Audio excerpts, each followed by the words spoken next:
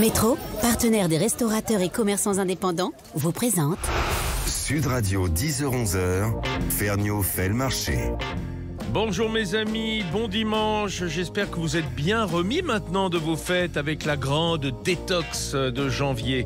Il paraît que personne n'ouvre plus une bouteille, c'est bien dommage, mais moi qui ai été très raisonnable en décembre, je fais pas le mois sans alcool, je fais juste le mois avec un petit peu moins de vin, ce qui en fait pas beaucoup en définitive, mais aujourd'hui on va se régaler de mets absolument divins puisqu'on va visiter une très belle région de France, la Bretagne. Oui, j'avais envie d'embrun, j'avais envie de vagues, j'avais envie même d'une petite bruine comme ça, rafraîchissante, hein, ça manque un peu en ce moment. Je plaisante évidemment, vous êtes nombreux à avoir quelques pluies, mais ça fait du bien à votre jardin, il faut vous le dire.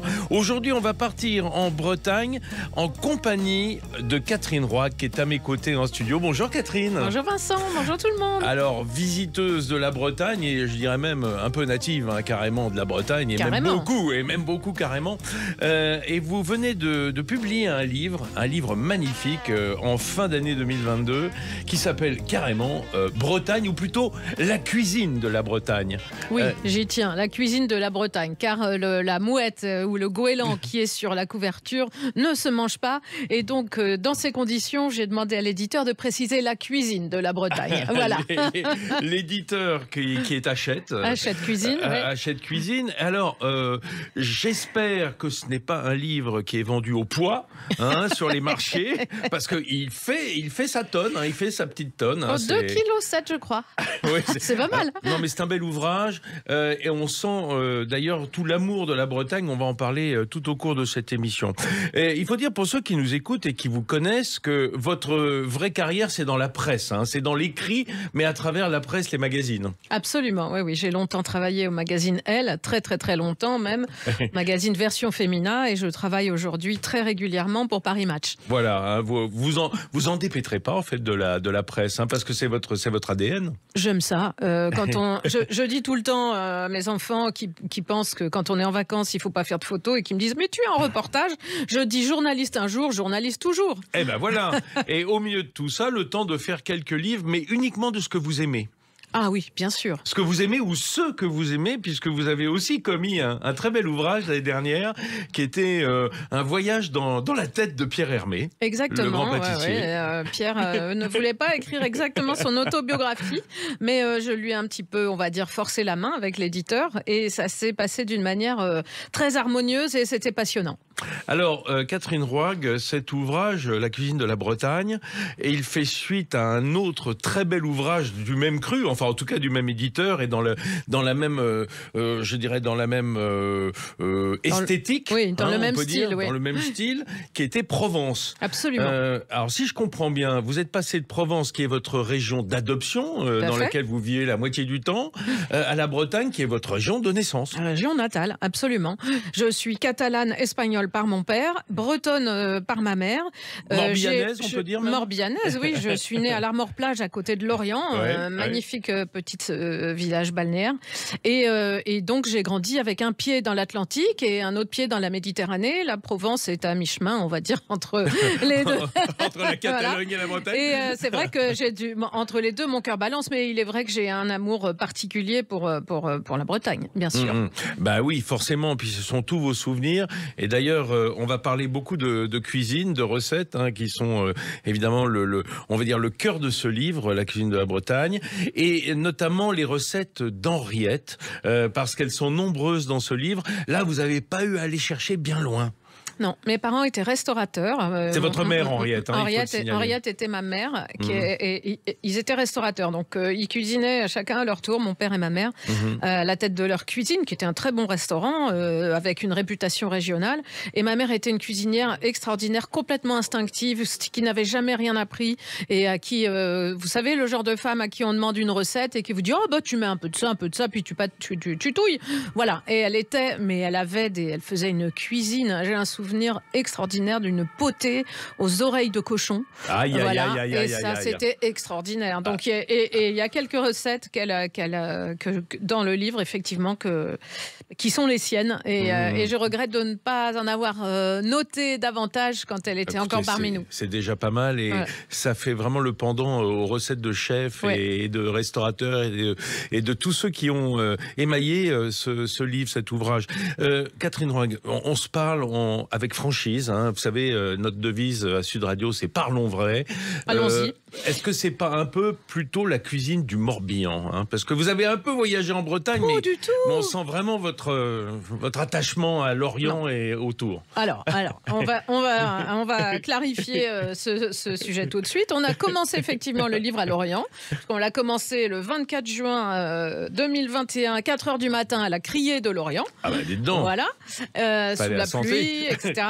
Non, mais formidable. Et puis on a fait quelque chose quelques sujets dans le Morbihan, effectivement, l'île de Groix, à Bubry, on y reviendra, mais aussi beaucoup dans le Finistère, beaucoup à Rennes, qui est une ville aujourd'hui qui regorge de chefs formidables. Oui, c'est vrai. Beaucoup aussi dans le nord de la Bretagne, qui est une région magnifique et que j'avoue, je connaissais très mal, puisque quand on est d'une... Voilà, c'était absolument magnifique. Et même l'île-et-Vilaine du Nord. Hein, et l'île-et-Vilaine du Nord, Saint-Malo, etc. La trouée maritime de l'île-et-Vilaine. Ouais, qui est magnifique et qui est une région pour laquelle j'ai toujours eu une affection particulière aussi.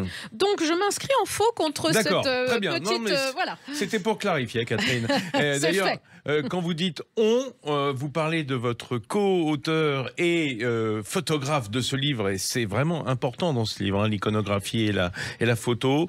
On peut la citer, c'est Emanuela Chiro. On dit Chiro ou Chiro? Chino, pardon. C'est une photographe formidable avec qui on s'entend très bien, avec qui on a également réalisé Provence et avec qui j'ai d'autres projets. Et il est vrai qu'un livre comme ça, sans un photographe de ce niveau, c'est pas la même chose. Voilà, puisque vraiment, surtout là, hein. Le langage, le regard photographique, c'est quelque chose. Donc moi, je vais aller choisir les gens, les sujets, etc. Mais Manuela est là pour les mettre en valeur encore plus avec son regard de photographe. Et ça fait vraiment le pendant au livre que je citais en début d'émission, Provence. Hein, c'est la suite, hein, et dans le même style, hein, dans la même esthétique. Enfin, ceux qui avaient adoré Provence ne seront pas dépaysés. Allez, on parlait à l'instant du Morbihan. Vous avez cité Bubry, hein, on va dire un petit village assez méconnu, et pourtant il y a un personnage là-bas que vous avez mis en valeur et qu'on a au téléphone ce matin avec nous, c'est Aurélien Le Porot. Bonjour Aurélien. Bonjour Vincent. Bonjour Aurélien. Bonjour, ça va Catherine. Ça va. Aurélien Le Porot, crépier de son état. On peut dire crépier comme on dirait une crêpière pour l'appareil? Tout à fait. Bon, génial. C'est mieux que Galtier. Oui. Et pas n'importe quel crépier, attention. Dites-nous, Catherine. Oh, formidable, je l'ai rencontré grâce à Jean-Marie et Linda de la ferme de Carbastar, qui est juste à côté. Qu'on aura tout à l'heure au téléphone. Ça y est, vous les avez spoilés un petit peu. Non, je plaisante. On est très contents. Et j'ai rencontré Claire et Aurélien chez eux et leur crêperie. On me parlait beaucoup de leur crêperie.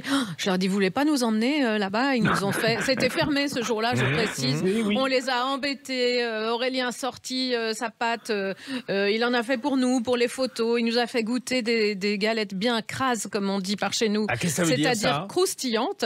Ça s'écrit Croustillante et moelleuse à la fois. Croustillante dessous, un peu moelleuse dessus. Enfin voilà, quelque chose. Et grasse, un peu grasse quand même, un peu beurrée. Mais comme vous y allez, mais enfin. Non, c'est pas. Ça n'a rien à voir. Non, ça peut être sec. Disons que c'est pas ça qui me viendrait en premier à l'esprit. C'est le goût du sarrasin, parce que Aurélien ne travaille, en tout cas sur les crêpes salées, que la farine de sarrasin 100%, ce qui n'est pas facile, parce qu'au niveau de la réalisation de la pâte, c'est beaucoup plus difficile. Aurélien, arrêtez-moi si je dis des bêtises. Hein. Pas du tout. C'est vrai que c'est une farine de blé noir avec un petit peu de son. Donc on voit des morceaux d'écorce de blé noir dedans. Ah oui, une sorte de sarrasin complet, quoi. Tout à fait. Et la pâte est faite à la main. Ouais, avec Donc, de l'eau. effectivement, avec de l'eau et du gros sel. Et je revois Tout encore simplement. votre geste, Aurélien, votre geste comme ça. Avec le roselle, là, où on non, tourne. non. Quand non, Aurélien quand il- fait sa pâte, il la fait il à la la fait main. la pâte à la Il main comme un mélange boulanger. la farine, l'eau et le sel à la main. Ouais. Et c'était un geste magnifique qui paraît tout simple, mais qui ne l'est évidemment pas. Il enrobe en quelque sorte. Voilà, et je me souviens de la couleur de la pâte, un peu grise, un peu. C'était Un peu étonnant. gris, ouais. Et ensuite, vous avez essayé de nous apprendre à manier le roselle sur le bilig. Oui. Et alors Et bonne chance. ça a été catastrophique. Je vous laisse le raconter, Aurélien, parce que c'est ben, un faut dire, geste faut- Ouais, d'expert. C'est tout en douceur. Il faut avoir la main légère. Faut avoir la main légère, faut pas appuyer, c'est très compliqué et très simple à la fois. C'est tout de l'art du crépier. Ben, je sais que c'est un art. Ceux qui ont tenu une fois le roselle sur le bilic, les béotiens comme moi, s'en souviendront toute leur vie en se disant pas possible de ne pas faire de trou. Mais enfin bon, il y a une vraie pratique. Aurélien, est-ce que vous avez le sentiment que la galette ou la crêpe, parce qu'il y a des endroits en Bretagne où on dit galette, pour la galette de sarrasin, et chez vous dites crêpe, non? Crêpes de blé noir. Ouais, c'est ça, crêpe Donc, de chez blé nous, noir. on fait que des crêpes. Pour on un- a une crêperie. Pour un blé noir qui n'est pas du blé, qui n'est même pas une céréale, qui est une polygonacée et donc pas une plante. panifiable. Oui, et sans gluten. Eh voilà, c'est ça. Donc pour les gens qui sont allergiques, surtout de la façon dont je le fais sans ajout de farine, de froment ou de choses comme ça. Les gens qui sont allergiques peuvent tout à fait venir à la crêperie, il n'y a pas de souci. La C'est crêperie. formidable. Ouais, vous savez, la crêperie d'Aurélien et Claire qui s'appelle Arva d'Hélène à Bubry, c'est une crêperie culte dans le Morbihan. Alors, il faut dire que Bubry, pour faire simple, parce que moi j'aime bien avoir un peu la géo dans la tête, Bubry, Allez-y. on va dire, c'est à mi-chemin entre Lorient et Pontivy, quoi, grosso Tout à modo, fait, en c'est ça, remontant c'est vers le nord, À quoi, peu près, oui, c'est de ça. Lorient. C'est Ouais. ça?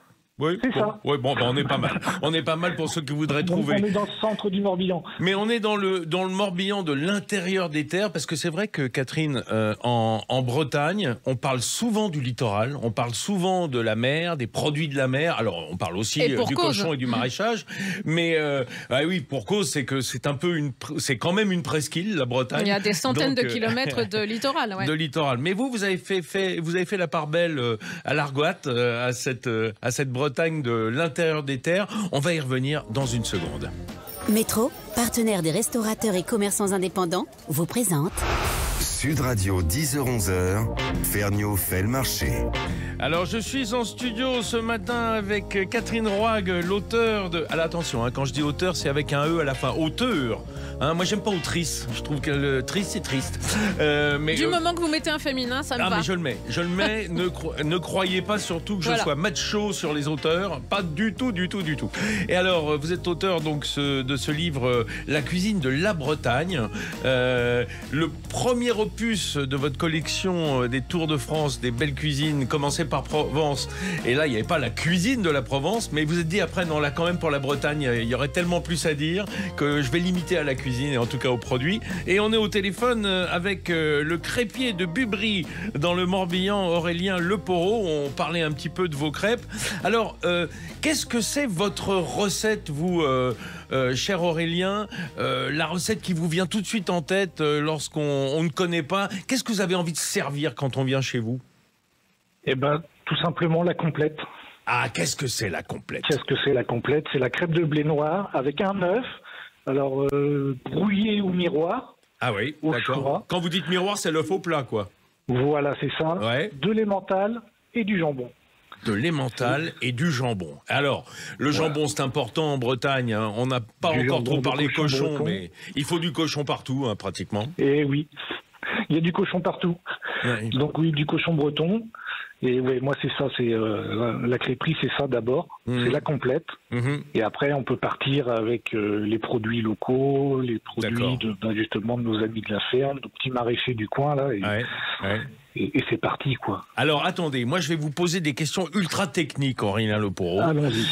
Parce que moi, quand je fais la galette, j'ai toujours un problème. Si je mets le jambon avant le gruyère ou l'emmental, eh ben, il va pas fondre parce qu'il va pas être à la chaleur du fond de la crêpe. Alors, on fait dans quel ordre, en fait? D'abord l'œuf. D'abord l'œuf. C'est pas au D'abord dernier l'œuf. moment. Non. Non. D'accord. Parce que l'œuf, faut qu'il cuise. Eh ben oui, c'est ça. Et Donc, ça on fait met déjà l'œuf, une ensuite... couche. Ça fait déjà une couche qui isole un peu la crêpe ou la galette. Oui, d'accord. Ensuite, on met le fromage. Le fromage râpé. Et ensuite, on met le jambon en dernier. Mais le jambon, il se réchauffe, il cuit pas. C'est ça. Il va être tiède. Voilà, il est tiède. Et après, quand on recoupe, quand on plie la crêpe, vous avez le côté de la crêpe qui vient sous le jambon et qui finit de le chauffer. Ah, c'est malin ça.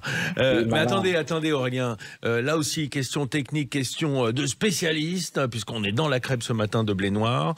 Est-ce que on replie en 4, parce que certains le font, ils plient en 4 et laissent un peu le jaune de l'œuf apparent au milieu, ou est-ce qu'on plie carrément la crêpe?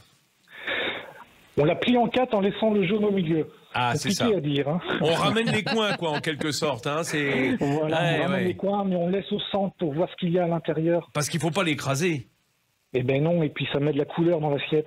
Ah, bah quand même. Oui, Catherine. Oui. Catherine Roig. Je voudrais quand même préciser, pour les gens qui iront à la crêperie Arvad-Hélène, que s'ils n'ont jamais goûté les crêpes d'Aurélien, ça vaut vraiment le coup d'en prendre une sèche, comme on dit chez nous.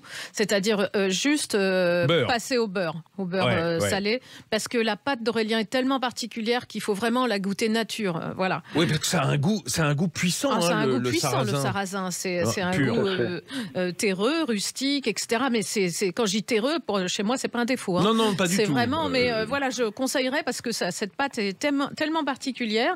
Puis, vous savez, chaque crêpier a sa main et donc je pense que c'est bien de goûter celle d'Aurélien nature comme ça avec du beurre. Elle disait avec du beurre. Comme disait Catherine tout à l'heure, le beurre, on le met sur la crêpe qui a tendance à sécher. Donc on met un petit peu de beurre à la cuisson et c'est là qu'elle devient crase. Ouais, caraméliser un petit peu. Voilà, et on a un petit goût de noisette avec le beurre qui ressort, c'est fantastique. Mais rassurez-moi, pas que dans la crêpe au beurre, hein, dans toutes vos crêpes, il y a un petit morceau de beurre en dessous quand même. Hein, plutôt 2 fois qu'une. Pas un petit. Et évidemment du beurre salé, hein, entre 3 et 5% ou un petit peu moins peut-être, hein, 2 à 3% de sel. Du beurre demi-sel. Chez nous, le beurre doux, on ne connaît pas. Non. Et alors, évidemment, là c'est génial, Catherine, parce que vous en parliez tout à l'heure, il n'a pas à aller bien loin, notre crêpier Aurélien, et nous non plus d'ailleurs, puisqu'on est en ligne avec Linda Sève, parce que pas loin, à Bubry, il y a Linda et Jean-Marie qui font un beurre exceptionnel. Bonjour Linda. Bonjour. Merci d'être avec nous ce matin. Catherine est avec nous en studio. Bonjour Linda. Catherine m'a dit... Bonjour Catherine. Alors elle m'a dit, soyons clairs, hein, je n'ai jamais mangé un meilleur beurre. Exactement. Je n'ai jamais mangé un meilleur yaourt. Je n'ai jamais mangé une meilleure crème crue. Je n'ai jamais mangé un meilleur beurre salé que chez Jean-Marie et Linda. Et c'est à tomber par terre. Et d'ailleurs, les grands chefs ne s'y trompent pas. Hein. Alors, mais la production est toute petite, n'est-ce pas, Linda? Oui. Alors, combien vous faites de kilos de beurre par jour? Par jour, on va dire 15 kilos maximum. Ah oui, dites donc. Et à la semaine, on fonctionne à la semaine. Petite période, je vais en faire 30 et plus grosse période, je vais en faire 70 kilos par semaine. Ah oui, carrément. Oui, d'accord. Oui, parce que les vaches ne mangent que de l'herbe, pas d'aliments fermentés. C'est un lait très pur chez Jean-Marie et Linda. Et en plus, ils font la part belle aux vaches bretonnes. À la fois, des pinoirs, mais c'est pas le principal du troupeau. Le principal, c'est la froment du Léon. C'est ça, Linda? Oui, c'est ça, ouais. Et notre troupeau tend on cherche à avoir de plus en plus de froment. C'est la vache, elle est originaire du Léon, voilà. C'est vraiment la vache.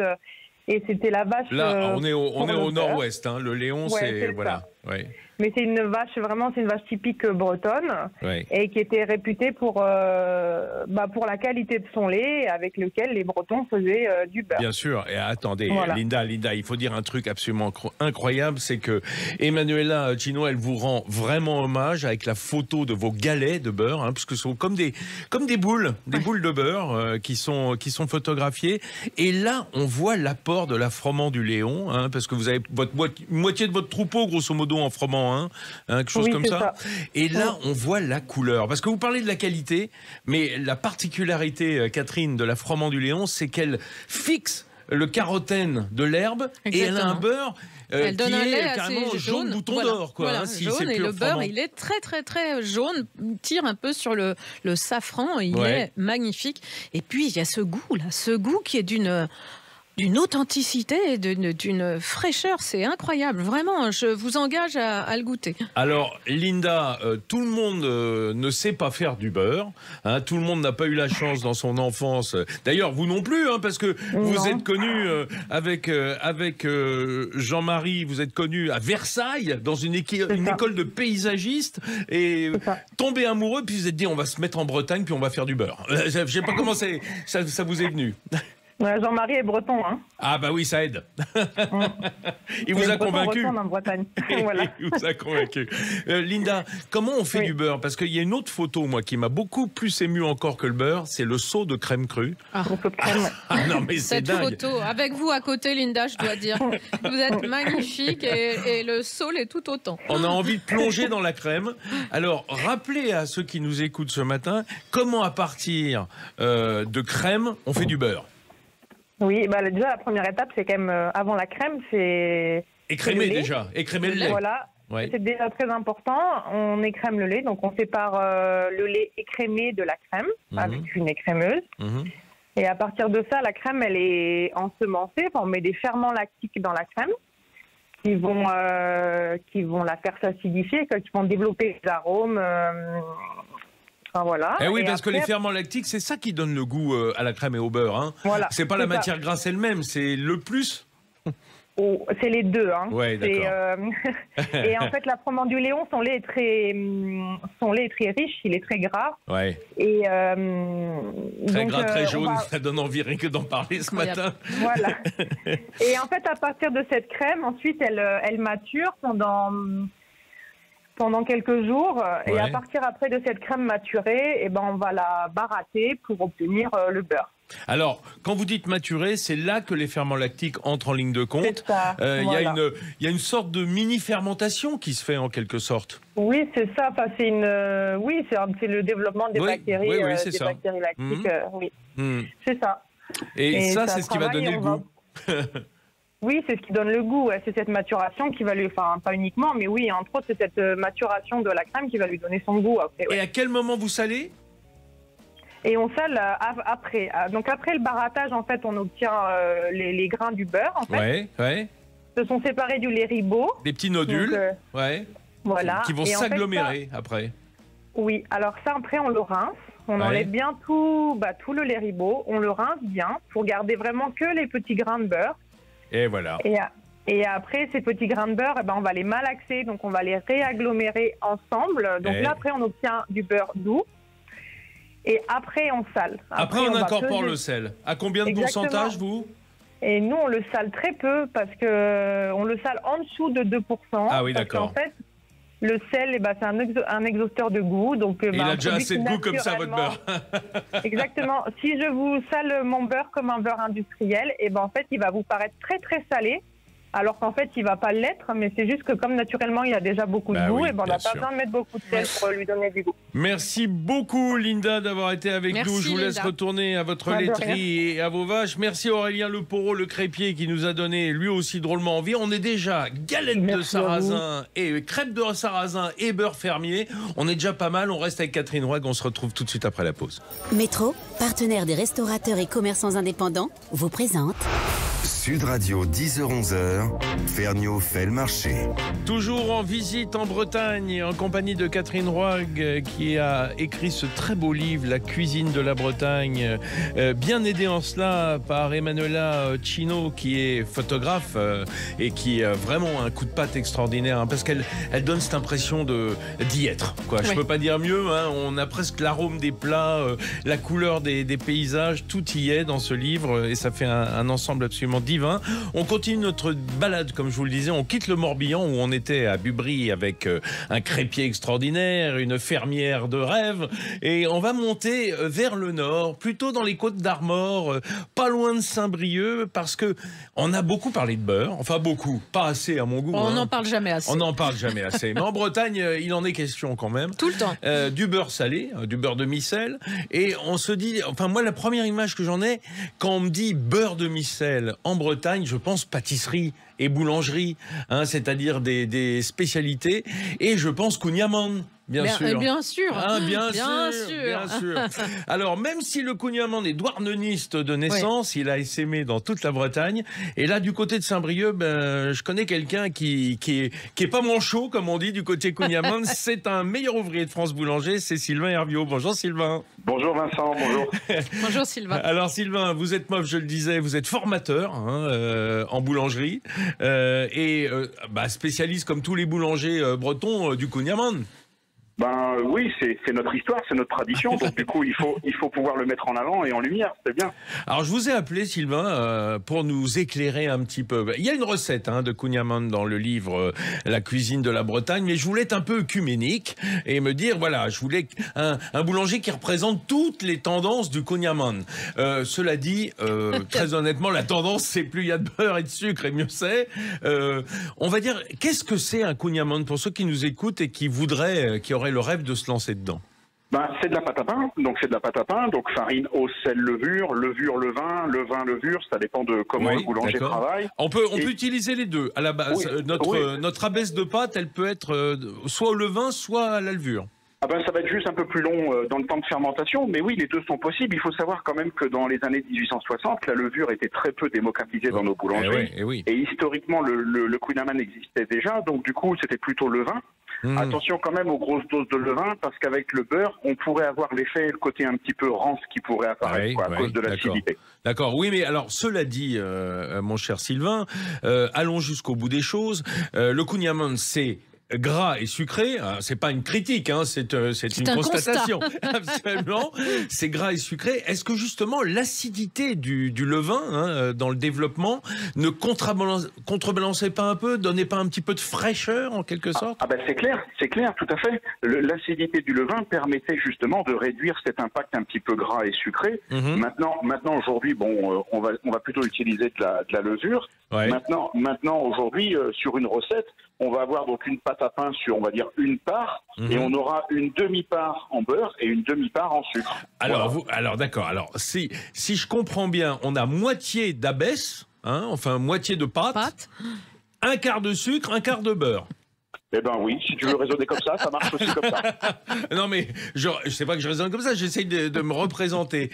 Donc, en définitive, la pâte à pain, c'est déjà de la farine, de l'eau, de la levure. Autrement dit, il n'y a pas tant de farine que ça, il n'y a pas tant de blé que ça dans un kouign-amann.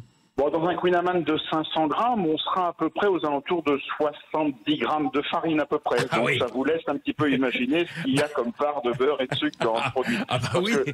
On n'oublie pas quand même que le produit va être cuit. Donc du coup, le gras ne va pas sécher. Ce qui va sécher, c'est l'humidité de la pâte. Et donc voilà quoi. Donc il reste plus que du caramel et ce goût un petit peu salé. Mais c'est surtout beaucoup d'amour, c'est ça qu'il faut voir. C'est du caramel au beurre avec un petit peu de farine dedans, quoi. Oui, mais c'est surtout ça qu'il faut voir, c'est cet amour qui est mis dedans. Non, moi j'y vois pas que l'amour, parce que l'amour est moins calorique quand même que le reste de ce qu'on vient de dire. Mais j'ai le sentiment qu'on part parfois, aujourd'hui, on part pas d'une pâte à pain. Souvent, les pâtissiers qui font du kouign-amann partent d'un feuilletage auquel ils rajoutent du beurre et du sucre entre les couches pour le faire caraméliser. Le problème, c'est que le feuilletage, il n'y a pas de levure, donc du coup, on va avoir quelque chose de relativement sec, et c'est ce que des fois je reproche au kouign-amann, c'est qu'on a ce côté un peu sec. Pas levé, quoi. On a l'autre partie aussi. Aujourd'hui, on a des gens qui vont prendre de la pâte à croissant et qui vont faire le même fonctionnement qu'une pâte à croissant. Alors, c'est pas exactement comme ça qu'il était fait ancestralement. Après, voilà, on peut s'adapter à tout, mais ancestralement, c'était vraiment cette pâte à pain. Alors, peut-être pour parler aux auditeurs, on a donc 500 grammes de pâte à pain, 250 grammes de beurre, 250 grammes de sucre. Et si possible, on prend du beurre demi-sel ou du beurre salé. Ah, là aussi, hein, Catherine, c'est nécessaire. Enfin, il n'y a même pas de beurre doux en Bretagne. Mais ça n'existe pas, le beurre doux. Je pense que c'est un fantasme. Ça n'existe pas pour la bonne raison que les Bretons... Hein, mais les Bretons avaient surtout tellement à disposition le sel qui était tellement moins cher qu'ailleurs parce qu'ils le récoltaient eux-mêmes. Il n'y avait pas la gabelle. Il n'y avait pas de gabelle. Donc on pouvait en avoir du sel sans se faire imposer. Des privilèges que la Bretagne avait négociés en devenant française en 1532. Pas de gabelle. Donc voilà. Et donc du coup, comme on avait trop de sel, on fanfaronnait, on en mettait partout. Voilà. Et le corollaire de ça, c'est que du coup, pas vraiment de fromage en Bretagne parce qu'on n'avait pas besoin de conserver le lait avec du fromage. On mettait tout dans le beurre et puis on le salait et puis c'était nickel. Alors il commence à y avoir des fromages en Bretagne, mais ça reste anecdotique pour l'instant. En tout cas, c'est pas une terre fromagère, c'est vraiment une terre beurrière. Traditionnellement, non, c'est une terre de beurre et de crème. D'accord. Merci beaucoup, Sylvain Herviot. Je vois que vos élèves sont bien nantis, parce qu'à mon avis, il y a de la demande chez les boulangers d'apprendre à faire du kouign-amann. Oui, Catherine. Il y a de la demande partout. Je voulais préciser que, évidemment, quand on a fait ce livre, je voulais avoir la recette des plomards. Je voulais avoir la recette de Riguidel à Quiberon, avec lequel j'ai grandi, mais impossible d'avoir ces recettes-là. Elles sont top secrètes. La beurrée chez Riguidel. Beurrée, voilà. Donc, j'ai une autre recette qui est très bonne, mais je tiens à préciser aussi, et Sylvain ne me démentira pas, je crois, c'est une recette complexe à réaliser. Ah oui, il faut un sacré savoir-faire. Vous imaginez autant de beurre et autant de sucre dans un petit peu de pâte, ça relève du talent. Et même dans un estomac. Et même dans un estomac, on l'imagine et ça relève du talent aussi. Ça passe tout seul. Ah bah oui, ça passe tout seul. Mais c'est un antidépresseur merveilleux. Merci Sylvain Herviot. Bon dimanche à vous. Bon dimanche, merci. Alors Catherine, je ne pouvais pas quand même vous laisser repartir parce qu'on a effleuré à peine un dixième, à peine un 20e, un 30e de ce livre qui est extrêmement fourni et notamment dans ses recettes. Parce que combien de recettes au total? Une centaine. Il y a 100 recettes. 100 recettes, elles font toutes plus envie les unes que les autres. Merci. Elles sont magnifiquement photographiées, ce qui fait qu'à chaque fois on se dit il faut que j'y aille, il faut que je la fasse. C'est comme ça que ça marche aussi. Donner envie, c'est votre métier comme le mien.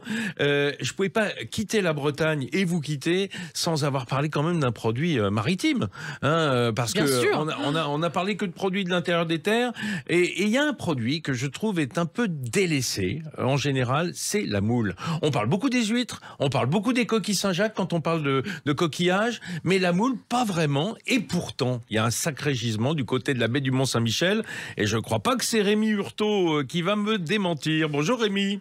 Bonjour à vous.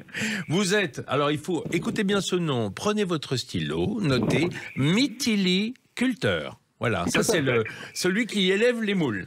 Oui, tout à fait. Mytiliculteur en bas du Mont-Saint-Michel depuis...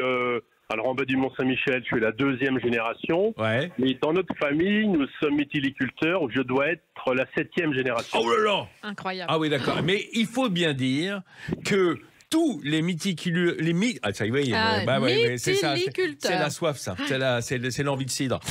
Tous les mytiliculteurs bretons sont en fait plutôt issus de Charente-Maritime, qui est le vrai gisement, la fameuse baie de l'Aiguillon, où on a l'ensemble en fait de l'ADN de la moule en France, de la moule de Bouchot. Oui, tout à fait.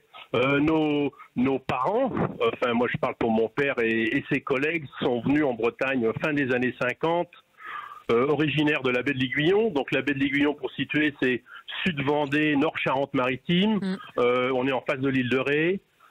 Et ces gens-là ont quitté la baie de l'Aiguillon fin des années 50 suite à des maladies depuis plusieurs années.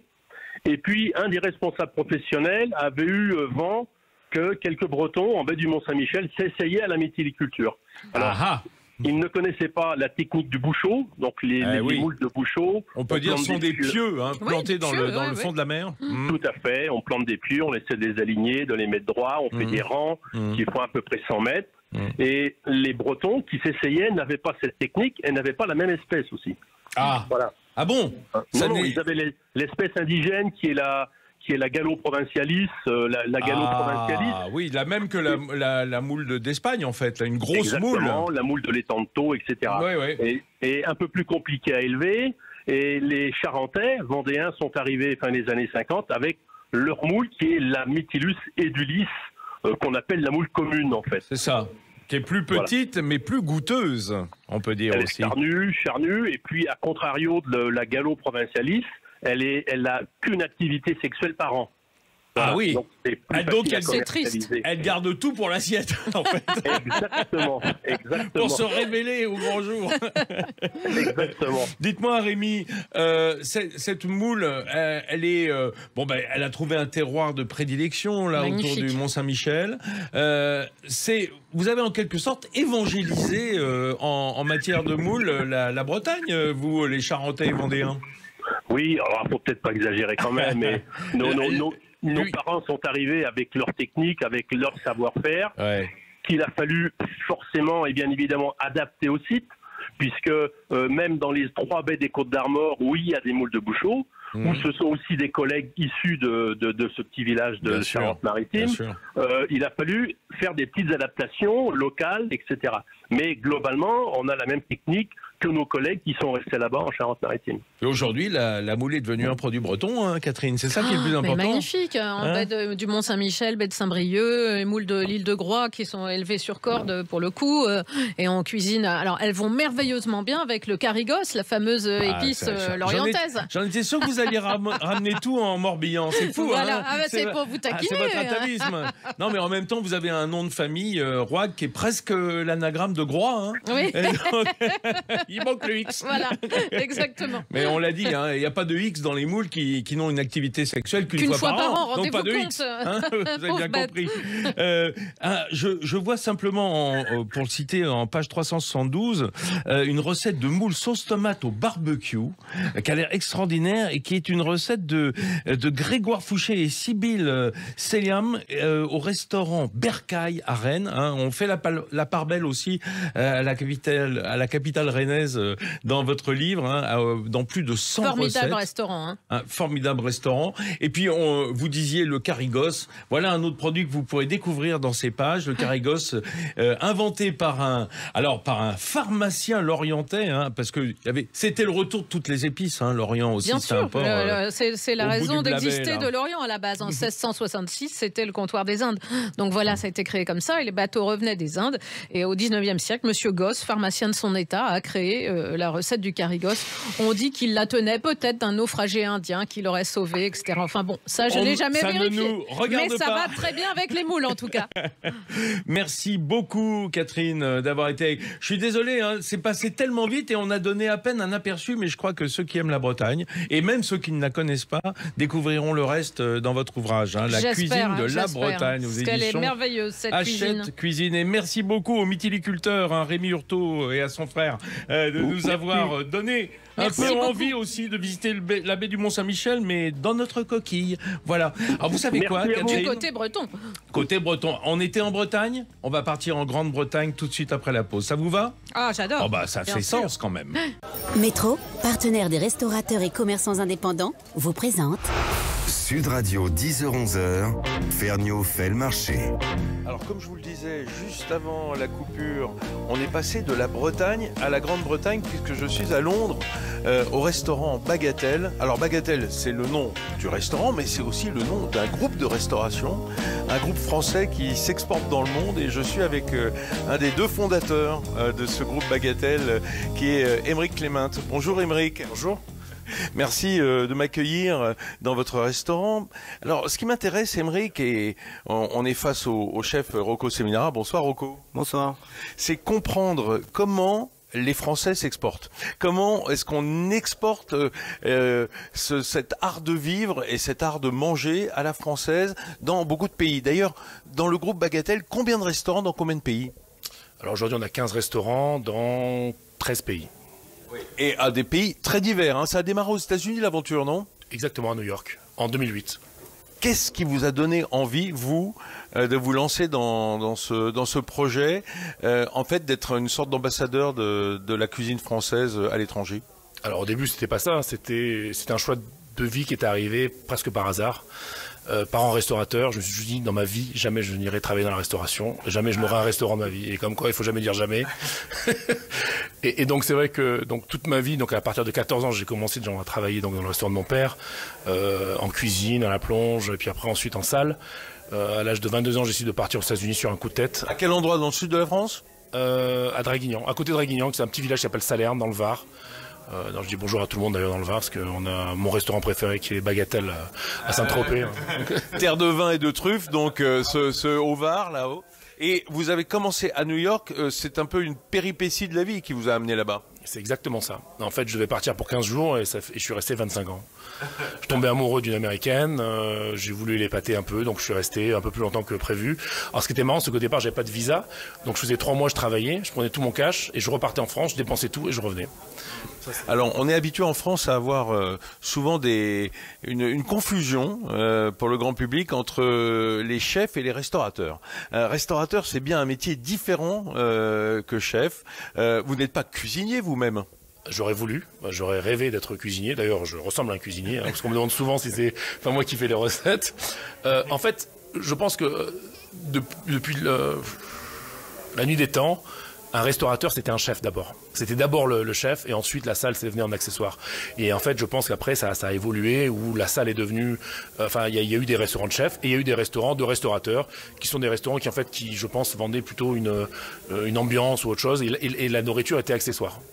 Alors, normalement, un vrai restaurant, c'est pas accessoire, la nourriture, c'est ce qui est le plus important.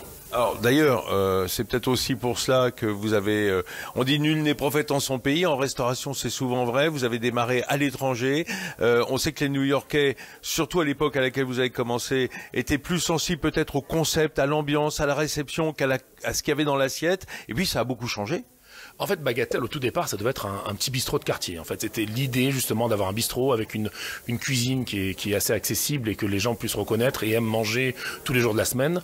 Ça pouvait être aussi un coin de bar pour prendre son café le matin ou venir prendre un verre de vin avant d'aller travailler ou des choses comme ça. Et c'est vrai qu'à New York, en fait, on adorait ce petit coin de France. On pensait de dire que voilà, on voyage un petit peu en venant dans un restaurant français. Et c'est ce qui cartonnait à l'époque. Alors aujourd'hui, l'assiette est devenue prépondérante et c'est normal, hein, quand on s'exporte dans 13 pays, il faut avoir une ligne directrice et là vous avez été chercher un super chef, Rocco Seminara, 20 ans chez Ducasse. Alors bon, c'est bien la formation que ça représente, hein, de passer chez Ducasse, et au moins on sait tout faire et on le fait bien avec une vraie volonté. C'est celle d'imprimer une marque française où que vous soyez? Ah, tout à fait, parce que la France aujourd'hui s'expatrie très bien, mais aujourd'hui, qu'est-ce que c'est la marque française? Pour nous, c'est le produit. On a essayé de travailler le produit et surtout de donner notre identité qui est un peu méditerranéenne. Et à travers le monde, c'est ce qu'on a essayé de faire en tout cas. Votre image de marque, elle est très sud, hein, l'un comme l'autre. Hein, c'est ce Var, c'est cette Côte d'Azur qui est un peu à la naissance du projet. Vous-même, vous êtes azuréen, vous aussi, Rocco? Un petit peu, en venant de Valoris. Exactement. On peut dire. Hein. Oui, c'est ça, oui. Mais du coup, ça se ressent dans la cuisine ici. C'est-à-dire que ça ne se passe... Alors, il y a évidemment un flagship qui se trouve à Saint-Tropez. Ça commence par la cuisine, mais en fait, c'est vrai que cette ambiance et cette joie de vivre en fait, du Sud, on essaie de l'inculquer en fait, à tous les niveaux du restaurant. Que ce soit nos équipes du corporate qui sont à Paris, que ce soit dans l'assiette, que ce soit dans la façon de servir. En fait, on veut être généreux, on veut être humble, on veut être gentil, on veut donner en fait, des expériences... qui sont autres que juste en fait faire du service. On essaie de créer en fait des besoins chez les gens, des besoins qu'ils n'ont pas en fait, qu'ils ne savent pas qu'ils ont en fait quelque part. Alors Bagatelle, c'est une marque, hein, c'est pas une enseigne, on pourrait dire. Ce n'est pas une chaîne. C'est-à-dire que évidemment chaque restaurant, où qu'il soit, dans des pays très différents, comme on le disait, a sa personnalité propre. Ah oui, tout à fait. Il y a vraiment une âme très profonde déjà parce que les équipes sont locales en grande partie. Et nous, ce qu'on a besoin, c'est de s'imprégner de tout ça. En fait, que ce soit aussi bien au niveau de la carte, au niveau du personnel, ou au niveau des collaborateurs, c'est hyper important qu'il y ait une identité qui soit locale. Et évidemment, nous, on vient mettre la valeur ajoutée qui est un peu cette art de vivre à la française, comme Émeric le disait à l'instant. Et une cuisine qui va avec, parce que vous passez votre temps, j'imagine, dans les avions, parce que quand on est exécutif chef d'un groupe si dispersé dans le monde, il faut aller checker dans chaque restaurant avec des problématiques extrêmement différentes, tant en personnel qu'en produits, en approvisionnement, en sourcing, et assurer quand même une ligne directrice qui soit assez semblable. Le plus difficile, c'est l'homogénéité et avoir la constance dans tout ce qu'on fait. Parce qu'un client qui mange un plat, qui a nos plats signature à Londres, peut très bien le retrouver à Los Cabos ou à Toulouse, peu importe. Et ça, c'est vraiment notre travail de fond de tous les jours. Mais c'est aussi un challenge incroyable. moi en tant que cuisinier, en tant que chef, ça m'a fait changer ma vision, ouverture d'esprit, une façon de manager autrement, une façon d'approcher. Même des recettes même, souvent. Et il peut en parler mieux que moi, puisqu'il a vu notre évolution de lorsqu'on est arrivé et maintenant. Et je pense que effectivement, le challenge, il est énorme, mais c'est pas si difficile en fait. Je vais réduire ça à l'échelle de quelque chose qui est le quotidien d'un restaurant. C'est juste des applications différentes. On est plus habitué, Aymeric Clément, on est plus habitué à des groupes hôteliers qu'à des groupes de restauration. Vous interdisez l'hébergement, c'est-à-dire de... Pas du tout. Au contraire, en fait, on commence par l'hébergement. Donc, vous savez, quand Bagatelle, un peu, c'est comme si on vous invitait chez nous. Donc, on commence d'abord par vous inviter à manger. Et puis, une fois qu'on vous connaîtra très très bien, et ben, on vous invitera à venir dormir. Donc, les prochaines étapes, ce seront de venir dormir dans les hôtels Bagatelle. Ça suit, donc c'est une logique pour vous? Oui, tout à fait. C'est le Saint Graal quand on est dans l'hospitalité, l'hôtellerie, vous savez. Quels sont les projets les ouvertures prochaines? Alors, Mexico City, Riyad, maintenant en Arabie Saoudite, et on va surtout réouvrir maintenant tous nos endroits d'été, c'est-à-dire Saint-Tropez, Bodrum, Mykonos, en fait, qu'on réouvre à partir du mois de mai. Oui, parce qu'il y a cet ADN très fort de lieu de la fête, hein, quand même. C'est transporter aussi le savoir-vivre et la fête à la française. Alors, je ne sais pas si c'est la fête, on va dire, mais c'est la convivialité. Alors là, bien sûr, des fois, la convivialité, vous savez, quand on a un verre de trop, ça devient vite la fête. Exactement. Sud Radio, Ferniaud fait le marché. Alors je tiens absolument à rassurer ma famille et les auditeurs qui nous écoutent, il n'y a pas eu le verre de trop dont parlait Aymeric Clément, le patron du groupe Bagatelle. En tout cas, moi ça m'a fait beaucoup de bien et j'espère à vous aussi d'entendre le patron d'un groupe de restauration, un jeune, qui porte la bonne parole de la belle cuisine et de l'ambiance à la française à travers le monde, vous l'avez compris, dans des pays extrêmement différents, mais avec vraiment cette volonté de faire rayonner la France, hein, d'une certaine façon, et notre cuisine. Voilà, c'est fini mes amis, on se retrouve la semaine prochaine. Moi je vous laisse avec le journal de 11h et après, en toute vérité, d'Alexandre Devecchio. Allez, à dimanche prochain pour continuer de se régaler au marché, à la maison, au resto, enfin partout quoi. Et sur Sud Radio, évidemment. Sud Radio, Ferniaud fait le marché. Avec Métro, partenaire des restaurateurs et commerçants indépendants.